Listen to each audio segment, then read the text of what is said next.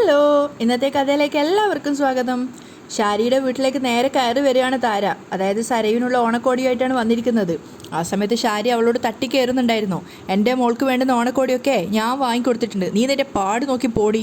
പക്ഷേ താരയാണെങ്കിൽ ഒരമ്മയുടെ ആ ഒരു വാറും വീര്യമൊക്കെ കൊണ്ട് തന്നെ വേഗം തട്ടി മാറ്റിയിട്ട് അകത്തേക്ക് പോവുകയാണ്, ഷാരിയെ തട്ടി മാറ്റിയിട്ട്. ആ സമയത്ത് തന്നെ ഷാരി പറയുന്നുണ്ട്, ഇവിടെ വേറെ ആരും ഇല്ല, ഞാൻ മാത്രമേ ഉള്ളൂ. പക്ഷെ അതൊന്നും താര കേൾക്കുന്നില്ല. താര വേഗം തന്നെ സരുവിൻ്റെ മുറി മുകളിലാണെന്നുള്ള അറിവുള്ളത് കൊണ്ട് തന്നെ അങ്ങോട്ടേക്ക് പോവാണ്. ആ സമയത്ത് ഷാരിയുടെ മനസ്സിൽ വരുന്നത് കിരൺ പറഞ്ഞ വാക്കുകളാണ്. നിങ്ങൾ അടക്കി പിടിച്ച് വളർത്തുന്ന നിങ്ങളുടെ മകളുണ്ടല്ലോ സരയു, അത് നിങ്ങൾ പ്രസവിച്ച മകളല്ല, അത് താരാൻ്റിയുടെ മകളാണ്. സരയുവേ താരാൻ്റിയുടെ മോളാണെന്ന് അത് ഓർക്കും തോറും ഷാരിക്ക് ദേഷ്യം വന്നുകൊണ്ടിരിക്കുകയാണ്. നോക്കുന്ന സമയത്ത് താരയാണെങ്കിൽ അകത്തേക്ക് കയറി പോകുന്നുണ്ട്. അത് കണ്ടതും ഷാരി ദേഷ്യത്തോടെ വിളിക്കുന്നുണ്ട്, ഡീ. എന്നിട്ട് താരയെ പിടിച്ച് വലിച്ച് താഴേക്ക് ഇടുകയാണ് സ്റ്റെപ്പിൽ നിന്നും. എന്നിട്ട് പറയുന്നുണ്ട്, തിരിച്ചു പോടി, എൻ്റെ മോളുടെ മേലെ അധികാരം സ്ഥാപിക്കാൻ ശ്രമിച്ചാലേ കൊന്നു കളയും നിന്നെ ഞാൻ. അവൾ ഇവിടെ ഇല്ലെന്നല്ലടി പറഞ്ഞത്. പക്ഷേ താരയെ വിട്ടുകൊടുക്കുന്നില്ല, ഉണ്ട് എന്ന് തന്നെ അവർ വാശി വെക്കുകയാണ്. ആ സമയത്ത് ഷാരി ദേഷ്യത്തോട് പറയുന്നുണ്ട്, ഇല്ലെന്ന് പറഞ്ഞാൽ ഇല്ല, നീ വന്ന പോലെ പോവാൻ നോക്ക് എന്നും പറഞ്ഞുകൊണ്ട് താരയെ വീണ്ടും പിടിച്ച് വലിക്കുകയാണ്. പക്ഷേ താരയും വിട്ടുകൊടുക്കുന്നില്ല. ഷാരിയെ വകഞ്ഞ് മാറ്റിക്കൊണ്ട് താര മുകളിലേക്ക് വീണ്ടും കയറുകയാണ്. ആ സമയത്ത് ഷാരിക്ക് ഒന്നുകൂടെ ദേഷ്യം കയറുന്നുണ്ട്. അങ്ങനെ രണ്ടുപേരും കൂടെ ഉന്തും തള്ളും പിടിവലിയൊക്കെ ആയി. ഒരാളെ ഉന്തിയിടുകയാണ്, പിന്നെ വീണ്ടും എണീക്കുന്ന ആൾ മറ്റേ ആളെ തള്ളിയിടുകയാണ്. അവസാനം അവർ രണ്ടുപേരും തമ്മിൽ നടത്തിയ ഉന്തും തള്ളിനിടയിൽ ഷാരിയുടെ കൈ തട്ടിയിട്ട് താര നേരെ പോയിട്ട് വീഴുന്നത് സ്റ്റെയർ കേസിൻ്റെ ആ ഒരു ഡിസൈനായിട്ട് വെച്ചിട്ടുണ്ടായിരുന്ന ഒരു ആനയുടെ പ്രതിബിംബത്തിൻ്റെ മേലെയാണ്. അവിടെ ചെന്ന് തലയിടിക്കുകയാണ്. ആ സമയത്ത് അവരുടെ ബോധം നഷ്ടമാവുന്നുണ്ട്. അവർ നിലത്തേക്ക് വീണ് കണ്ടപ്പോൾ ഷാരി സർവ്വദേശത്തോടെ പറയുന്നുണ്ട്, എൻ്റെ മോളെ വേണമല്ലേ, തരാടി നിനക്ക് ഞാൻ, എഴുന്നേറ്റ് പോടി. ഇവളുടെ ബോധം പോയോ, എടി എഴുന്നേക്കടി എന്ന് പറഞ്ഞുകൊണ്ട് താരയുടെ നേരെ ചെല്ലുകയാണ് ഷാരി. ആ സമയത്ത് വെപ്രാളത്തിൽ ഷാരി വേഗം താരയുടെ പൾസ് നോക്കുന്ന സമയത്ത് പൾസ് ഉണ്ടായിരുന്നില്ല. അത് കണ്ടതും പെട്ടെന്ന് ഷാരിക്ക് വെപ്രാളാവുകയാണ്. ഇവളുടെ ജീവൻ പോയി എന്നാ തോന്നുന്നേ.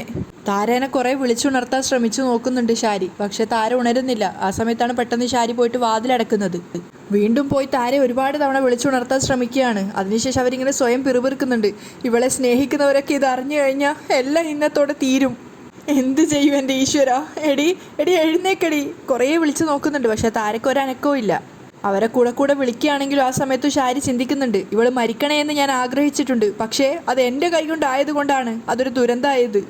ഒരുപാട് തവണ വിളിച്ചിട്ടും താര എഴുന്നേൽക്കുന്നില്ല എന്ന് മനസ്സിലായപ്പോൾ ഷാരി വേഗം തന്നെ അവരെ വലിച്ചു കൊണ്ടുപോയിട്ട് അടുക്കളയുടെ പുറംഭാഗത്തായിട്ട് ആരും കാണാത്തൊരു ഏരിയയിൽ അവരെ കിടത്തുകയാണ്. അവരെ വലിച്ചു കൊണ്ടുപോയ ആ ഒരു ക്ഷീണം കൊണ്ട് തന്നെ ഷാരി ആകെ അവശയായിട്ടുണ്ടായിരുന്നു. മാത്രമല്ല ആരെങ്കിലും അറിഞ്ഞാലോ എന്നുള്ള ആ ഒരു ബദ്ധപ്പാടും ഒക്കെ കൊണ്ട് അവർ തീർത്തും അവശയായിട്ടുണ്ടായിരുന്നു. അതിനുശേഷം ആ ഭാഗത്തെ വാതിൽ അവർ അടച്ചു പൂട്ടി നിൽക്കുകയാണ്. അങ്ങനെ വെപ്രാളത്തോടു കൂടി എങ്ങനെയൊക്കെയോ ഹാളിൽ വന്ന് നിൽക്കുകയാണ്. ആ സമയത്താണ് കോളിംഗ് ബെല്ല് കേൾക്കുന്നത്. പേടിയോടുകൂടിയാണ് പോയിട്ട് വാതിൽ തുറക്കുന്നത്. പക്ഷേ വാതിൽ തുറന്നിട്ട് രാഹുലിനെ കണ്ടതും സത്യം പറഞ്ഞാൽ ദേഷ്യമാണ് വരുന്നത് ഷാരിക്ക്. ആ സമയത്ത് അവർ മനസ്സിൽ ചിന്തിക്കുന്നുണ്ട്, ഇയാളുടെ ഒറ്റ ഒരുത്തൻ്റെ കൊള്ളരുതായ്മ കൊണ്ടാണ് എനിക്ക് ഈ ഗതികേട് വന്നത്. എന്നിട്ട് രാഹുലിനെ തുറച്ചു നോക്കിയതിന് ശേഷം ദേഷ്യത്തോടു കൂടി അകത്തേക്ക് തിരിച്ചു പോവുകയാണ്. പിന്നാലെ തന്നെ പോകുന്ന രാഹുലും സംശയത്തോടെയാണ് ഷാരിയെ നോക്കുന്നത്. അകത്തെത്തിയതും ഷാരി ദേഷ്യത്തോടെ അയാളെ നോക്കുന്ന കണ്ടിട്ട് രാഹുൽ ചോദിക്കുന്നുണ്ട്, നീ എന്താ എന്നെ ഇങ്ങനെ നോക്കുന്നേ? അപ്പോൾ സർവത്ര ദേഷ്യത്തോടു കൂടി ഷാരി പറയുന്നുണ്ട്, നോക്കുമല്ല, കഴുത്ത് ഞെരിച്ച് കൊല്ലുക വേണ്ടത്. നിനക്ക് എന്താ ഷാരി പറ്റിയത്? ഓണാണ് വരാൻ പോകുന്നത്. ഓണം കഴിയുന്നത് വരെയെങ്കിലും ഒരു സാധാരണ മനുഷ്യരെ പോലെ സംസാരിക്കുകയും പെരുമാറുകയൊക്കെ ചെയ്തൂടെ? അപ്പം സർവ്വം തകർന്ന അവസ്ഥയിൽ ഷാരി കരഞ്ഞുകൊണ്ട് പറയാണ്, എനിക്കിനി അതിന് പറ്റില്ലടോ, അത്രയ്ക്കും താൻ എന്നെ തകർത്ത് കളഞ്ഞു. ഇനി എന്താ ചെയ്യുന്നതെന്ന് എനിക്ക് പറയാൻ പറ്റില്ല. അവർ പൊട്ടി കരയാണ്. ഞാനിനി കൊലയാളി ആയാലും താനാണ് അതിന് ഉത്തരവാദി. ആ സമയത്ത് രാഹുൽ പറയുന്നുണ്ട്, നീ എന്നെ കൊല്ലുമെന്ന് എനിക്ക് സംശയമുണ്ട്. ആ രീതിയിലാണ് നിൻ്റെ ഇപ്പോഴത്തെ പോക്ക്. അപ്പം ഷാരിയും പറയാണ്, അതെ, നിങ്ങളെയാണ് കൊല്ലേണ്ടിയിരുന്നത്, പക്ഷേ സംഭവിച്ചത് മറ്റൊന്നാ. അത് കേട്ടത് സംശയത്തോടെ രാഹുൽ ചോദിക്കുന്നുണ്ട്, എന്ന് വെച്ചാൽ? ഒന്നുമില്ല, നിങ്ങൾ ഇടയ്ക്കിടയ്ക്ക് പറയുമായിരുന്നല്ലോ എൻ്റെ തലയ്ക്ക് സുഖമില്ലെന്ന്. അതേടോ, എൻ്റെ ആ തലയ്ക്ക് സുഖമില്ലാത്തത്. അതുകൊണ്ട് എന്നെ ഏതെങ്കിലും മെൻ്റൽ ഹോസ്പിറ്റലിൽ കൊണ്ടിട്. ഇനി എൻ്റെ ഭാവി അതാ. മോളുടെ പ്രസവം കഴിഞ്ഞിരുന്നെങ്കിൽ മരുമോൻ്റെ ഒപ്പം അമേരിക്കയിലേക്കെങ്കിലും പോവായിരുന്നു. പൊട്ടി കരയാണ് ഷാരി. അതിനും കഴിയുന്നില്ലല്ലോ. ഷാരി ആകെ സങ്കടത്തോടെയാണ് പറയുന്നത്. അപ്പോൾ രാഹുൽ പറയുന്നുണ്ട്, അമേരിക്കയെ നിൻ്റെ വെറും സ്വപ്നം മാത്രാ. നമ്മുടെ മരുമോനെ ഒരു ഭൂലോക കള്ളനാ. അത് കേട്ടതും ഷാരിക്ക് ഒന്നുകൂടെ ദേഷ്യം കയറുകയാണ്. രാഹുലിൻ്റെ ഷർട്ടിന് കുത്തിപ്പിടിച്ചിട്ട് ഷാരി പറയുന്നുണ്ട്, എടോ, തൻ്റെ തടിയും നീളമൊന്നും എനിക്കൊരു പ്രശ്നമല്ല, തൻ്റെ നെഞ്ചത്തിടിച്ച് ഞാൻ താഴെ ഇടും. അപ്പം രാഹുലും വിട്ടുകൊടുക്കുന്നില്ല, ഇടിക്കടി, ഇടിക്ക്, എൻ്റെ നെഞ്ചിടിച്ച് കലക്ക്, എന്നിട്ട് എന്നെ കൊല്ല്. അപ്പം ശാരി പറയാണ്, അത്രയ്ക്ക് പെട്ടെന്നൊന്നും നിങ്ങൾ മരിക്കാൻ പാടില്ല, അത്രയ്ക്ക് മഹാപാപാണ് നിങ്ങൾ ചെയ്തു വെച്ചിരിക്കുന്നത്. അപ്പോൾ രാഹുൽ പറയുന്നുണ്ട്, നിന്നെ ആരോ എന്തോ പറഞ്ഞ് തെറ്റിദ്ധരിപ്പിച്ചു എന്നുള്ള കാര്യം ഉറപ്പാ. എന്നെ ആരും ഒന്നും പറഞ്ഞ് തെറ്റിദ്ധരിപ്പിച്ചിട്ടില്ല. എനിക്ക് നല്ല ധാരണകൾ മാത്രമേ ഉള്ളൂ. എൻ്റെ ജീവിതത്തിൽ സുഖവും സന്തോഷവും തന്നതും ഇപ്പോൾ അതിനേറെ ദുഃഖവും അതിനേറെ നിരാശയും നൽകുന്നതും നിങ്ങൾ ഒറ്റ ഒരാളാ. അവരറിയാതെ പൊട്ടി പൊട്ടി കരയാണ്. എൻ്റെ മോളുടെ കാര്യത്തിലും അങ്ങനെ തന്നെയാ. കുഞ്ഞുനാൾ മുതലേ എൻ്റെ മോളെ കൊതിപ്പിച്ചു. എന്നിട്ട് ഈ അമ്മാവൻ്റെ അനന്തരവൻ തന്നെയല്ലേ അവനും കത്തിച്ചു എൻ്റെ മോളെ ജീവനോടെ. ആ സമയത്ത് അവൾക്ക് താങ്ങും തണലുമായിട്ട് വന്നവനാ എൻ്റെ മനുമോനെ കുറിച്ച് അനാവശ്യം പറഞ്ഞാലേ അടുക്കളയിൽ ഇരിക്കുന്ന കറിക്കത്തി എടുത്ത് നിങ്ങളുടെ നെഞ്ചരിയും. പറഞ്ഞില്ല എന്ന് വേണ്ട. ശാരി രാഹുലിൻ്റെ അരികിൽ നിന്നും പോയിട്ട് വീണ്ടും സോഫയിലിരുന്ന് പൊട്ടി പൊട്ടി കരയാണ്. എൻ്റെ ദൈവമേ, ഞാനിനി എന്ത് ചെയ്യും? രാഹുലിനാണെങ്കിൽ ആകെ വെപ്രാളാവുന്നുണ്ട് ശാരിയുടെ ആ പെരുമാറ്റം കാണുന്ന സമയത്ത്. അയാൾ ചോദിക്കുന്നുണ്ട്, നിനക്ക് എന്താ ശാരി? പോടോ, താൻ പോ. ശാരി പൊട്ടിത്തെറിക്കുകയാണ് രാഹുലിന് നേരെ. താൻ തൻ്റെ മുറിയിലേക്ക് പോ. തന്നെ എനിക്ക് കടിച്ചു കീറാനുള്ള ദേഷ്യമുണ്ട്. ഒന്ന് പോടോ. അത് കേട്ടത് രാഹുൽ വേഗം അവിടെ നിന്ന് പോവുകയാണ്. അപ്പോഴും ശാരി പൊട്ടി പൊട്ടി കരയുന്നുണ്ട്. അതേസമയം കല്യാണിയെ യാത്രയാക്കിയതിന് ശേഷം വീട്ടിലേക്ക് തിരിച്ചെത്തിയിട്ടുണ്ടായിരുന്നു കിരണിൻ്റെ വരവ് കണ്ടപ്പോൾ തന്നെ ദീപ അങ്ങോട്ടേക്ക് വന്ന് നോക്കുന്നുണ്ട്. കിരൺ ആകെ ഡെസ്പായിട്ടാണ് വരുന്നത്. ആ സമയത്ത് ദീപ അങ്ങോട്ടേക്ക് തന്നെ നോക്കി നിൽക്കുന്ന കണ്ടപ്പോൾ കിരൺ ചിരിച്ചു എന്ന് വരുത്തുകയാണ്. അതിനുശേഷം വിഷമത്തോടു കൂടി തന്നെ അവൻ അകത്ത് വന്ന് സോഫയിൽ ഇരുന്നപ്പോൾ ദീപ ചോദിക്കുന്നുണ്ട്, മോള് പോയോ മോനെ? അപ്പോൾ സങ്കടത്തോടെ കിരൺ പറയാണ്, ഫ്ലൈറ്റ് പോകുന്നത് വരെ നോക്കി നിന്നിട്ടാണ് വന്നത്. അവൾ ഒരുപാട് കരഞ്ഞു പോകുന്ന സമയത്ത്. ഞാൻ അവളുടെ മുമ്പിൽ സങ്കടം അടക്കി പിടിച്ച് നിൽക്കുമായിരുന്നു. പക്ഷേ അവൾ പോയി കഴിഞ്ഞപ്പോൾ എനിക്ക് പിടിച്ചു നിൽക്കാൻ പറ്റുന്നില്ല. ഒഴിവാക്കാൻ പറ്റാത്ത കാര്യമായിപ്പോയി. അതാ ഞാൻ കൂടെ പോവാഞ്ഞത്. അപ്പം ദീപ സമാധാനിപ്പിക്കുന്നുണ്ട്, 1-2 ദിവസം കഴിയുമ്പോൾ അതങ്ങ് ശരിയായിക്കോളും. മോൻ പറഞ്ഞതുപോലെ അവൾ ഒറ്റയ്ക്ക് എങ്ങോട്ടും പോയിട്ടില്ല. അതിൻ്റെ ഒരു വേദന എനിക്കും ഉണ്ട്. പക്ഷേ ലോകം കാണുന്ന മോളെക്കുറിച്ച് ഓർക്കുമ്പോൾ ഇപ്പം എനിക്ക് അഭിമാനം തോന്നുക. ഇങ്ങനെയൊക്കെ ലോകം ചുറ്റുമെന്നും വലിയ നിലയിലെത്തുമെന്നും അച്ഛനും അമ്മൂമ്മയും എപ്പോഴും പറഞ്ഞുകൊണ്ടിരുന്നത് വിക്രത്തെക്കുറിച്ചാണ്. ഒരിക്കലും വീടും അമ്പലവും ഒക്കെ ആയി കഴിഞ്ഞിരുന്ന കല്യാണി ഇതുപോലെ വലിയ നിലയിലെത്തുമെന്ന് ഞാൻ സ്വപ്നത്തിൽ പോലും കരുതിയതല്ല. അതിന് ഒരുപാട് നന്ദിയുണ്ട് എന്ന് പറഞ്ഞുകൊണ്ട് കിരണിന് നേരെ അവർ തൊഴുകയാണ്. ആ സമയത്ത് കിരൺ ആ കൈ മാറ്റിക്കൊണ്ട് പറയുന്നുണ്ട്, എന്താ അമ്മ ഇത്? ഞാൻ തൊഴേണ്ടത് അമ്മയാ. ജീവിക്കാൻ ഒരു സാഹചര്യം ഇല്ലാതിരുന്നിട്ടും ഒരുപാട് അഴുക്ക് ചാലുകളിലൂടെ നീന്തി വന്നിട്ടും അവളുടെ സ്വഭാവത്തിൽ ഒരു വൈകല്യവും ഉണ്ടായിട്ടില്ലെങ്കിൽ അതിന് കാരണക്കാരി അമ്മ തന്നെയാ. ഈ ലോകത്തിലുള്ള എല്ലാ പെൺകുട്ടികളും റോൾ മോഡലാക്കേണ്ടത് അവരവരുടെ അമ്മമാരെ തന്നെയാ. കാരണം ഒരു പെൺകുട്ടിയിൽ നല്ല സ്വഭാവവും മോശ സ്വഭാവവും കാണുന്നുണ്ടെങ്കിൽ അത് ഒരു പരിധിവരെ പകുത്തു കൊടുക്കുന്നത് അവരുടെ അമ്മമാർ തന്നെയാണ്. പിന്നീട് വിവാഹം കഴിഞ്ഞു പോയി ഭർത്താക്കന്മാരുടെ വീട്ടിൽ ഓരോ പ്രശ്നങ്ങൾ ഉണ്ടാക്കുമ്പോൾ ഇതേ അമ്മമാർ തന്നെ പറയാറുണ്ട്, ഞങ്ങൾ നന്നായിട്ട് വളർത്തിയതാ, ഞങ്ങളുടെ കൂടെ നിൽക്കുമ്പോൾ ഒരു കുഴപ്പം ഉണ്ടായിരുന്നില്ല എന്നൊക്കെ. പക്ഷേ അവരെ തന്നെയാണ് സ്വന്തം മകൾ പകർത്തിയതെന്ന് അവരൊരിക്കലും ചിന്തിക്കില്ല. അങ്ങനെയെങ്കിൽ കല്യാണി ഒരു നല്ല പെൺകുട്ടി ആയെങ്കിൽ, നല്ലൊരു മകളായെങ്കിൽ, നല്ലൊരു ഭാര്യ ആയെങ്കിൽ അതിൻ്റെ ക്രെഡിറ്റ് തരേണ്ടത് അമ്മയ്ക്ക് തന്നെയാണ്. എന്ന് വെച്ചാൽ അമ്മയല്ല, അമ്മയ്ക്ക് മുന്നിൽ ഞാനാ തൊഴേണ്ടത് എന്ന് പറഞ്ഞുകൊണ്ട് ദീപക്ക് നേരെ തൊഴുതുകൊണ്ട് നിൽക്കുകയാണ് കിരണ്. ആ സമയത്ത് ദീപ പറയുന്നുണ്ട്, മോനെ ഇങ്ങനെയൊന്നും ചെയ്യല്ലേ. കിരണ് തിരിച്ച് മുറിയിലേക്ക് പോയ സമയത്ത് അവിടെ കല്ലുമോൻ ബെഡിൽ കിടന്ന് കളിക്കുന്നുണ്ടായിരുന്നു. കല്ലുമോനെ കണ്ടത് കിരണിന് വീണ്ടും സങ്കടമാവുകയാണ്. അവൻ്റെ കണ്ണ് നിറയുന്നുണ്ടായിരുന്നു. അവൻ കല്ലുമോൻ്റെ അരികിലേക്ക് പോയിട്ട് അവിടെ ഇരുന്ന് മോനെ കളിപ്പിക്കുകയാണ്. കല്ലുമോൻ കരയാൻ നോക്കുന്ന സമയത്ത് കിരണ് പറയുന്നുണ്ട്, ആരെയാടാ നോക്കുന്നത് മോനെ? അമ്മയാണോ? അമ്മ കുറച്ച് ദിവസത്തേക്ക് നമ്മുടെ അടുത്തുനിന്ന് പോയടാ മോനെ, ഇനി 6-7 ദിവസം കഴിഞ്ഞേ വരൂ എന്ന് പറഞ്ഞുകൊണ്ട് കിരണ് കണ്ണ് തുടക്കുകയാണ്. ആ സമയത്ത് അവൻ്റെ മനസ്സിൽ കല്യാണിക്കൊപ്പമുള്ള നല്ല നല്ല നിമിഷങ്ങൾ വരുന്നുണ്ട്. അവർ ഹണിമൂണൊക്കെ ആഘോഷിക്കാൻ പോയ ആ ഒരു കാലഘട്ടം, അതൊക്കെ ആലോചിക്കും തോറും കിരണിന് വീണ്ടും വീണ്ടും കണ്ണീര് വരികയാണ്. അതേസമയം ചന്ദ്രസേനൻ രൂപയും ആകെ ടെൻഷനിലാണ്. ആരെയോ ഫോൺ വിളിച്ചുകൊണ്ടേ ഇരിക്കുന്നുണ്ട്. പക്ഷേ ആ കോൾ അറ്റൻഡ് ചെയ്യുന്നില്ല എന്ന് അയാളുടെ മുഖത്തു നിന്ന് മനസ്സിലാക്കാം. അതിനുശേഷം വീണ്ടും വന്ന് രൂപയോട് പറയാണ്, എടോ എടുക്കുന്നില്ല, ഞാനാണ് അവൾക്ക് ഓണക്കോടി വാങ്ങിച്ചു കൊടുത്തത്, അതാണെങ്കിൽ നല്ല വില കൂടിയതുമാണ്, അതുകൊണ്ട് നേരെ സരയുവിനെ കാണാൻ പോകുന്നെന്ന് പറഞ്ഞിട്ടാണ് പോയത്. പക്ഷേ എന്താ സംഭവിച്ചതെന്ന് എനിക്ക് മനസ്സിലാവുന്നില്ല. അപ്പോൾ രൂപ പറയുന്നുണ്ട്, ഒരുപക്ഷെ ഫോൺ സൈലൻ്റ് ആണെങ്കിലോ?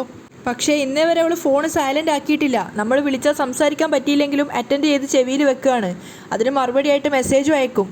ഇനി അവൾക്ക് കോൾ അറ്റൻഡ് ചെയ്യാൻ പറ്റുന്നില്ലെങ്കിലും മെസ്സേജ് ഇടുകയാണ് പതിവ്. ഇതിപ്പോൾ അതും ചെയ്തിട്ടില്ല. ഫോൺ റിങ് ചെയ്യുന്നുണ്ടല്ലോ. രൂപ ചോദിക്കുകയാണ്, ആ ഉണ്ട്, ഇതിപ്പോൾ ആകെ ടെൻഷനായല്ലോ, ഞാൻ തന്നെ കൊണ്ടുവിട്ടാൽ മതിയായിരുന്നു. കിരണിനോടാണെങ്കിൽ വിളിച്ച് പറഞ്ഞതുമില്ല. അപ്പോൾ രൂപ പറയുന്നുണ്ട്, താര സാധാരണയായി കിരണിൻ്റെ വീട്ടിൽ പോയിട്ടാണല്ലോ അങ്ങോട്ട് പോവാറുള്ളത്. അതിന് കല്യാണി മോള് ഡൽഹിയിലല്ലേ, അതുകൊണ്ട് കിരണ് പുറത്തായിരിക്കുമെന്നും അറിയാം. അതുകൊണ്ട് അങ്ങോട്ട് കയറിയിട്ടുണ്ടാവാൻ സാധ്യതയില്ല. ഇനിയിപ്പോൾ സരയുവിൻ്റെ വീട്ടിൽ ചെന്ന സമയത്ത് അവരാരെങ്കിലും അവളെ എന്തെങ്കിലും ചെയ്തോ എന്നറിയില്ല. ഇത്തവണ ഉത്രാടത്തിന് തന്നെ താര വരുമെന്ന് പറഞ്ഞതാ. എന്തായാലും ചന്ദ്രേട്ടൻ ടെൻഷൻ അടിക്കണ്ട, അവൾ ഇങ്ങോട്ടേക്ക് വിളിക്കുമായിരിക്കും. ആ സമയത്തും ചന്ദ്രസേനൻ പറയുന്നുണ്ട്, അറിയാലോ അവളുടെ കാര്യങ്ങൾ. ഒരു സമയത്ത് അവളെ താൻ പോലും അവിശ്വസിച്ചതാ. എന്നെയും അവളെയും ചേർത്ത് കഥകളുണ്ടാക്കിയപ്പോൾ താൻ പോലും അത് വിശ്വസിച്ചു. ഒരുത്തൻ ചതിച്ചെങ്കിലും ആ കുഞ്ഞിനെയെങ്കിലും അവൾക്ക് കിട്ടിയിരുന്നെങ്കിൽ അവൾ ആ കുഞ്ഞിനെ കൊണ്ട് സന്തോഷിച്ചേനെ. ആ ഭാഗ്യം പോലും അവൻ ഇല്ലാതാക്കി. ഇനി താരയെ അവൻ എന്തെങ്കിലും ചെയ്തിട്ടുണ്ടെങ്കിൽ വെട്ടി മുറിക്കും ഞാൻ അവനെ. അപ്പം രൂപ പറയുന്നുണ്ട്, അത് ചന്ദ്രേട്ടൻ ചെയ്യേണ്ടി വരില്ല, ഞാൻ തന്നെ അത് ചെയ്തോളും. കൂടെ പിറപ്പാണെന്നും ഞാൻ നോക്കില്ല. സ്നേഹത്തോടെ വിളിച്ചു വരുത്തിയിട്ട് ഞാൻ അയാൾക്ക് വിഷം വിളമ്പിക്കൊടുക്കും. ആ സമയത്തൊക്കെ ചന്ദ്രസേനൻ ചിന്തിക്കുന്നുണ്ട്, അവൾ അങ്ങോട്ടല്ലെങ്കിൽ പിന്നെ എങ്ങോട്ടേക്കായിരിക്കും പോയിരിക്കുന്നത്? അവളിപ്പോൾ എവിടെയാവും? അയാളിങ്ങനെ ചിന്തിച്ചുകൊണ്ടിരിക്കുമ്പോൾ താര അവിടെ മരിച്ചു കിടക്കുന്നതായിട്ടാണ് കാണിക്കുന്നത്. അതേസമയം ഷാരിയും വെപ്രാളത്തോടു കൂടിയാണ് ഇരിക്കുന്നത്. അപ്പോഴേക്കും പുറത്തു പോയിട്ടുണ്ടായിരുന്ന സരയും മനോഹറും കൂടെ ഡ്രസ്സൊക്കെ ആയിട്ടാണ് തിരിച്ചു വരുന്നത്. വന്ന് കയറിയപ്പോൾ തന്നെ ആകെ ടെൻഷൻ അടിച്ചിരിക്കുന്ന ഷാരിനോട് സരയു ചോദിക്കുന്നുണ്ട്, അമ്മ എന്താ ഓണക്കോടി വാങ്ങിക്കാൻ പോയപ്പോൾ ഞങ്ങൾക്കൊപ്പം വരാതിരുന്നത്? എന്തോന്ന് ഓണക്കോടി മോളെ, ഞാൻ പറഞ്ഞില്ലേ മോളുടെ അച്ഛന് വയ്യാതായതോടെ എനിക്ക് ഓണവും ഇല്ല സംക്രാന്തിയും ഇല്ല. അപ്പം മനോഹർ പറയുന്നുണ്ട്, ഏയ് അമ്മ ഇങ്ങനെ ഡെസ്പ് ആവല്ലേ, നോക്ക് അമ്മയ്ക്കുള്ള ഓണക്കോടിയൊക്കെ മനുവേട്ടൻ തന്നെ സെലക്ട് ചെയ്തതാ, നോക്കിയേ എന്ന് പറഞ്ഞുകൊണ്ട് സരയു ഓണക്കോടി എടുത്തിട്ട് ഷാരിക്ക് കൊടുക്കുകയാണ്. അത് വാങ്ങിക്കുമ്പോൾ തന്നെ പുഞ്ചിരിച്ചുകൊണ്ട് ഷാരി പറയുന്നുണ്ട്, മോനല്ലേ സെലക്ട് ചെയ്തത്, അതുകൊണ്ട് ഒട്ടും മോശാവില്ല, എങ്കിലും ഒന്ന് നോക്കമ്മേ ഞങ്ങളുടെ ഒരു സന്തോഷത്തിന്, സരയു പറയാണ്. ആ സമയത്ത് ഷാരി തുറന്നു നോക്കുന്നുണ്ട്. അപ്പം അതൊരു കസവ് സാരിയാണ്. അത് നോക്കിക്കൊണ്ട് പുഞ്ചിരിച്ചുകൊണ്ട് ഷാരി മനസ്സിൽ വിചാരിക്കുന്നുണ്ട്, ഇവൾക്ക് വേണ്ടി കൊണ്ടുവന്ന ഓണക്കോടി ഇവിടെ ഇരിപ്പുണ്ട്, ഞാൻ വാങ്ങിച്ചതാണെന്നും പറഞ്ഞ് ഇവൾക്കത് കൊടുക്കാം. എങ്ങനെയുണ്ടമ്മേ? മനോഹർ ചോദിക്കുകയാണ്. ആ എനിക്കിഷ്ടമായി, എനിക്ക് ഭയങ്കരമായിട്ട് ഇഷ്ടപ്പെട്ടു, ഷാരി പുഞ്ചിരിച്ചുകൊണ്ട് രണ്ടുപേരോടായിട്ട് പറയാണ്. പെട്ടെന്ന് മനോഹർ ചോദിക്കുകയാണ്, അമ്മയ്ക്ക് നല്ല അവശതയുണ്ടല്ലോ, അച്ഛൻ്റെ കാര്യത്തിൽ അമ്മയ്ക്ക് ആകെ ഒരു വിഷമമുണ്ടെന്ന് അറിയാം, പക്ഷേ അതല്ല, നേരത്തെ മുതൽ ഒരു ജീവനില്ലാത്ത അവസ്ഥ പോലെ അല്ലേ മോളൂ? അപ്പോൾ സരയും പറയുന്നുണ്ട്, അതെ നേരത്തെ പാചകം ചെയ്തപ്പോൾ ഉപ്പിന് പകരം പഞ്ചസാരയൊക്കെ ഇടുന്നത് കണ്ടായിരുന്നു, എന്തായാലും ഞങ്ങൾ പുറത്തുനിന്ന് കഴിച്ചു കേട്ടോ. അപ്പം ഷാരി പറയുന്നുണ്ട്, എനിക്ക് ആഹാരം ഇറങ്ങുന്നില്ല, വെള്ളവും കുടിക്കാൻ പറ്റുന്നില്ല, എനിക്കൊന്നിനും പറ്റുന്നില്ല മോളെ. ഷാരി ആകെ അവശ നിലയിലാണ് പറയുന്നത്. അപ്പം മനോഹർ പറയുന്നുണ്ട്, അമ്മ പറയുന്നത് കൊണ്ടൊന്നും വിചാരിക്കരുത്, നമുക്ക് അന്ന് അച്ഛനെ കൊണ്ടുപോയി കാണിച്ച സൈക്കാട്രിസ്റ്റിനെ ഒന്ന് കാണാം. അല്ല, എന്തെങ്കിലും മാനസിക പ്രശ്നമുണ്ടെങ്കിൽ അത് മാറിക്കോട്ടെ. അപ്പം ഷാരി പറയുന്നുണ്ട്, എനിക്ക് അയാളെപ്പോലെ ഒരു കുഴപ്പവും ഇല്ല മോനെ. അതറിയാം, എങ്കിലും മനസ്സ് നമ്മുടെ കയ്യിൽ നിൽക്കാതെ വരുമ്പോൾ ഒരു ഡോക്ടറുടെ സഹായം തേടുന്നത് വളരെ നല്ലതാ. ഈ ഒളിമ്പിക്സിലൊക്കെ പങ്കെടുക്കാൻ പോകുന്ന താരങ്ങളുണ്ടല്ലോ, അവരുടെ കൂടെ ഓരോ ഡോക്ടർമാരും ഉണ്ടാവും. അതവർക്ക് അസുഖം ഉണ്ടായിട്ട് പോകുന്നൊന്നുമല്ല. ഒരു സൈക്കാട്രിസ്റ്റ് നമ്മുടെ കൂടെ ഉണ്ടാവുന്നതേ നമുക്കൊരു ധൈര്യമല്ലേ, ഒരു ആത്മവിശ്വാസമല്ലേ. പക്ഷേ അതൊന്നും കേട്ട് മനസ്സിലാക്കാൻ പറ്റിയൊരു മാനസികാവസ്ഥയിലല്ല ഷാരി ഉണ്ടായിരുന്നത്. സരയും പ്രത്യേകിച്ചൊന്നും പറയുന്നില്ല. അപ്പം മനോഹർ പുഞ്ചിരിച്ചുകൊണ്ട് പറയുന്നുണ്ട്, സത്യം പറഞ്ഞാൽ വിവാഹത്തിന് മുമ്പ് ഏതൊരു പെൺകുട്ടിയും ആൺകുട്ടിയും ഒരു സൈക്കാട്രിസ്റ്റിനെ പോയി കാണുന്നത് എന്തുകൊണ്ടും വളരെ നല്ലതാ. അപ്പം ഷാരി അവന് നേരെ തൊഴുതുകൊണ്ട് പറയാണ്, അയ്യോ എനിക്കിനി ആരെയും കാണണ്ടേ, എൻ്റെ ജീവിതം ഏതാണ്ട് നിലച്ച അവസ്ഥയാ. ഷാരി പതറിക്കൊണ്ട് പറയാണ്. ആ സമയത്ത് അകത്ത് മരിച്ചു കിടക്കുന്ന താരയാണ് കാണിക്കുന്നത്. അവിടെയാണ് ഇന്നത്തെ എപ്പിസോഡ് വൈൻഡപ്പ് ആവുന്നതും.